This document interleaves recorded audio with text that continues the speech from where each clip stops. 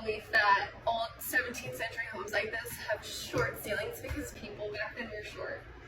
Not really. That's a pretty common misconception.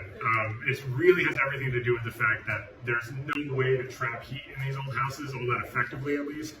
There's no insulation as we might know it, so the low ceilings are here to trap the heat in. As heat wants to rise, you want to keep it low to allow it to spread out and be sort of on this usable, effective human area. So were the houses good at keeping it warm? Not really at all.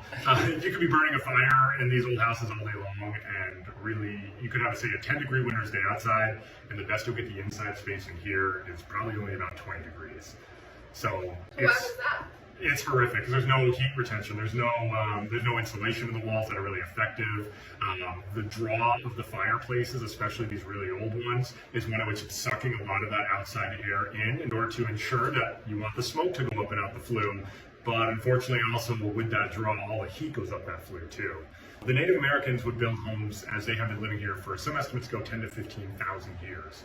So ultimately, when the English came though, they very early on would borrow those building styles, but they wanted to live in their old houses that they knew. And this style of building is just a general way of building. This is just what they brought here, what they were used to building over there, they just transplanted here.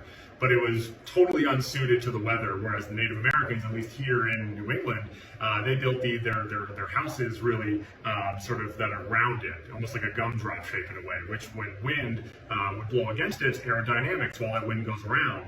But the English houses, they're square, so ultimately the wind blows and it's like hitting it, and it's hitting it straight on, which is why, you know, if you have a window or something, that wind is just going to be coming right through that window. Any cracks in the siding, the wind is coming right through that as well. But the English, they wanted to live in the way in which they were used to, so they just kept the old ways.